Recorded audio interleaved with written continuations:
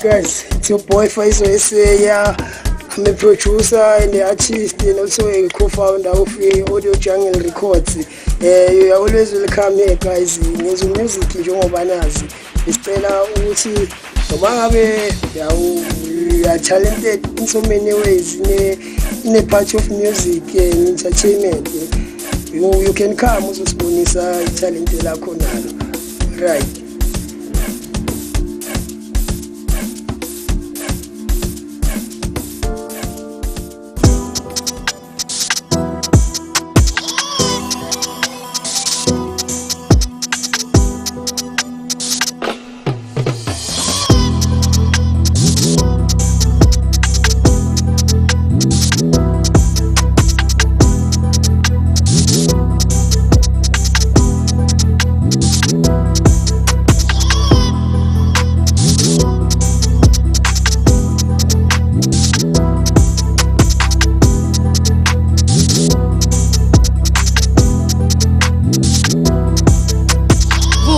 TV. Mina njengoba sazi igama lami eku-Faizo SA uphuma khona lapha eMbalenhle.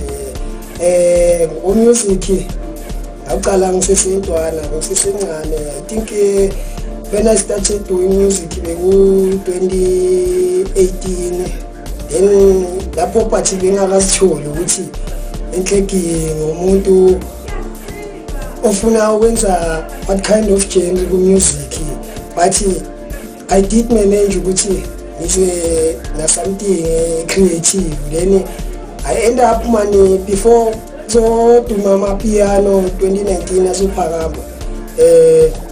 I was motivated plus nakhona bukabza my likes abo nabo play coffee ku house music, so I decided ukuthi yazi nami asingenze lento lena style lesi abahamba ngaso wona majita. Then I started creating amapiano for 2020 by all means ukuthi singakhona singinayi clue yawo ukuthi ngenze ama projects njengawo plus na ku house music nakhona ngiyakhona ukuthi ngishaye nakhona create wona ama beats vele as a producer and as an artist futhi. So I was motivated by labo bantu most of the time. That's when I started making music ukuthi it's time to explore my dream. Then ngaphinde ngabuya plus before that esikela vele benginokuthi sibanga umsindo sinikhona abaculayo shaya ama desk izinto ezinjalo. La ekhaya vele nomama uyazi naye angangifakazela mhlawumbe ukuthi ngabe ngumuntu onjani nakhona ngihlala ngidabula amakani ama 20 liters hlala nembobo echele every time ngibona ukuthi lento le isegazini. Then aqala ukuthi ngaba ne PC ukuthi okay, I was introduced to FL Studio ukuthi kuyiyo lento le ezonginceda ukuthi tholakala izinto zami ngikhona ukuzenza kalula. Then athi mangiba nale PC I think bekunabo Mr Big that time bo trade nabo bebakhona. Ngiyayibona le software besetshenziswa ngathi okay namathi ngiyizama lento. Then that's when I started making music. Khona bekuyinto right kakhulu namanje ngisaqhubeka nangaye ngijabulisa vele yona njengoba namanje ngisayibambile ngengayisho ukuthini mhlambe nabanye abayenzayo lento leyo baqhubeka ukuyenza until izinto zabo ihlangane futhi kube kuhle. Labantu engeke ngasebenzisana nabo I think before my first EP bekubo Makoya boThoshi. That was the first time and the first year I released the EP. I think bengiseseko eMbaphiyo under eMbaphiyo. So bekunezinto ezinye bezingangiphathi kahle during that time, but bona bakhonile ukuthi bangisize ngepaperwork as a producer and a composer and the artist. So bona bangisiza kakhulu ake ngize ngihamba manga cause bona bamene bangisize. But during that time ngafacana nelona some sort of mental issues kancane kodwa ngakhona ukuthi ngidlule kule yonke inkinga leyo ngabuyela esimeni ngaba right then I managed to ukuthi ngihlanganise nala equipment futhi ukuthi nami enhleki my wish was to be an independent producer ekhona ukuthi icale something yayo right isebenzisane nabanye abantu. I did work nabo Master Q na obani abo Makoya nabo Vinyl the Rapper then ke laba successful lelo iphilelo yonke into yaba right ke until ke ngize ngithole futhi namanye recording label nabo Talent B abo Christopher ngike ngasebenzisana nabo Italian Music Production ingomeni zona bezikhona ingoma zona ingoma zami azange zanginike inkinga mostly but the time I realized as a producer ukuthi nami man khona that thing eshodayo la from ingoma zami zokuqala kule EP there was a issue ke lapho kuthini lifezeke ku internet ithola ukuthi noma solifuna usalitholi and lento leyo yangaffecta kakhulu ke as a musician ke as a producer also so into yangaffecta kakhulu ukuthi ngihlangabezane nalezo zinto ezinjalo kwenza ukuthi ngcine ngiphumile nami ngikhona ukuzimela ngiqala into yami sebenzisane nabanye abantu. Vuma TV.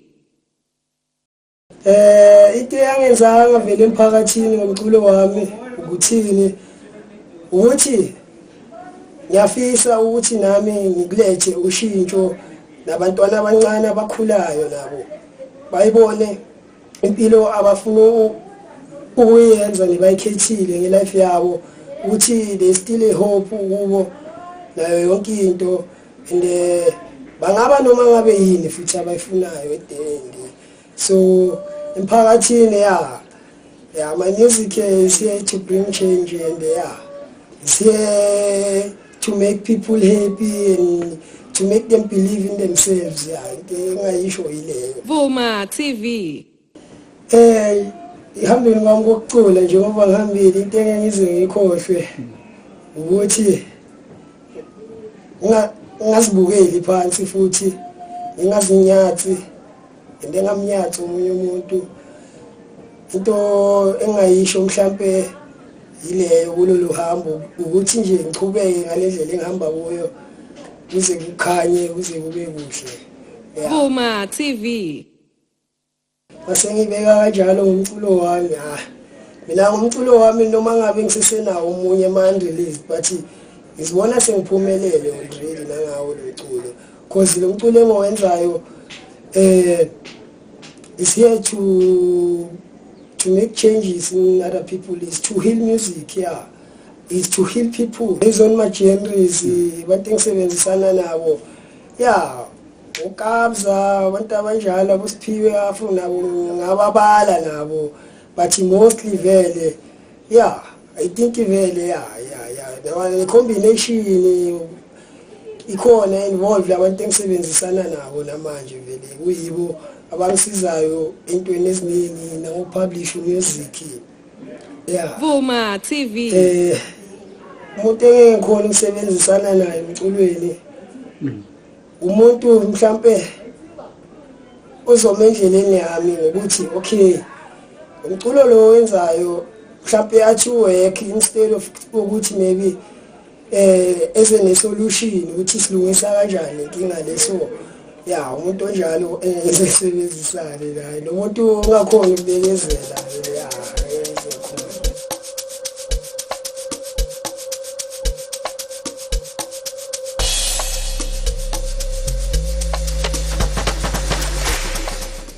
into engizoyinikeza intsha ngizocela ukuthi isimisele ngamaphupho wabo nokuthi kuwo wonke bakufisayo empilweni bakulandelele bangamane bakuyekelele ngoba sonke sizalwa ngasifune thi something so abalandelela amaphupho abo they must chase their dreams so that izinto zabo zizohamba kahle and bafocus futhi kwenye into they must stay away from drugs and alcohol mostly because most of those people under influence so into engizoyicela mhlambe ukuthi bangakhohlwa amaphupho wabo bawalandele futhi mina ngusipha igama and also known as Mr. Biggie hip hop artist yahlahle ngomrap uFaizo Faizo ngazi from Tuka sangena kuma piano kodwa nje into emfaka kakhulu ekasi ile EP lakhe labadala EP lakhe lokuqala lelo into ngilethile ekasi lamfakela abantu abothoshi combination yamlethela manje nje futhi nabanye abantu besingabacabanga yebo mina njengamlike ngiyimi artist lakhe lokuqala alisayini as hip hop artist Faizo push isikhathi as a piano before futhi azomproducer as hip hop ngomangela because Faizo ngazi kumuntu wehouse music piano nje njoba ngithilike seyangisurprise ngako konke ke lo wavelena kuma piano apheka music until about Dr. Faizo SA namhlanje into kanjalo balalele emakhaya nababukeli ngizothanda ukuthi ngibonge imali lethuke ngitholile nami namuhla isikhathi esitholile ukuthi ngikhone nami ukuziveza ukuthi umuntu kanjani